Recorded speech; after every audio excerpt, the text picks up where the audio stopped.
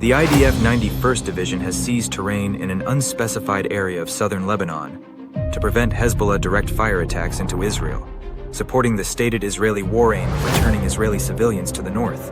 An Israeli military correspondent reported that Israeli forces seized territory along ridges and hills just inside of Lebanon, within a few days of the ground operation starting on October 1st. The military correspondent reported on October 10th that Israeli forces were continuing to clear Hezbollah military infrastructure from rural areas.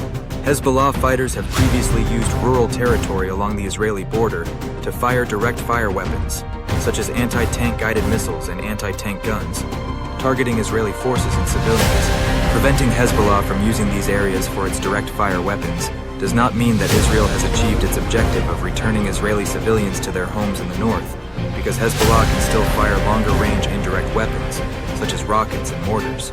These operations do, however, disrupt Hezbollah's ability to use some of its weapon systems to target Israeli border towns. Israeli forces also appear to have at least partially secured some villages in southern Lebanon, given the presence of Israeli journalists and unarmored engineering vehicles. The Israel Defense Forces, IDF, guided Israeli journalists through towns in southern Lebanon on October 10th to report on the status of Israeli operations in the area. Securing a village would require Israeli forces to prevent Hezbollah from using direct or observed indirect fire weapons against it. A commander usually only secures an area for a time-limited period.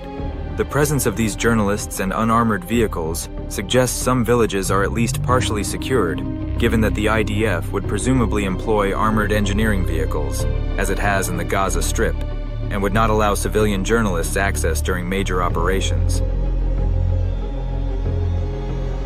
The IDF would need to meet these conditions prior to allowing Israeli civilians to visit Lebanese towns. It is unclear why Hezbollah is not conducting meaningful defensive operations in response to Israel's ground operations.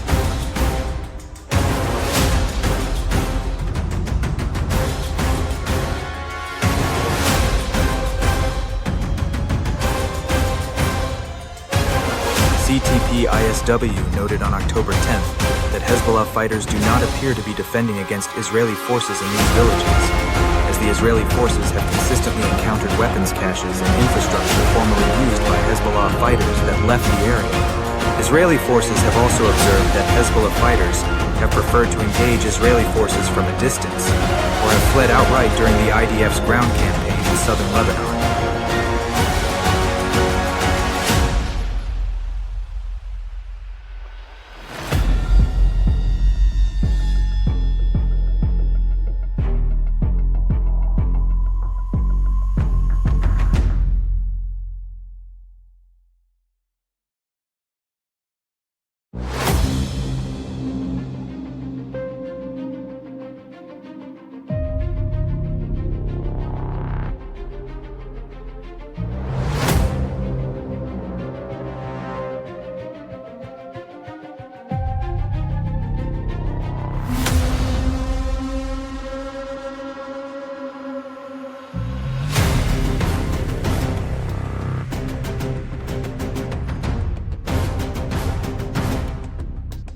CTP-ISW assessed that the Israeli air campaign into Lebanon has likely severely disrupted the strategic and operational level military leadership in Hezbollah and impeded Hezbollah's ability to conduct and sustain coherent military campaigns, at least in the short term. Even isolated tactical units should be capable of fighting effectively on their own for some time, however. Hezbollah could have made a deliberate choice to intentionally hold back its fighters, given that tactical elements would likely defend against Israeli forces absent direction from above.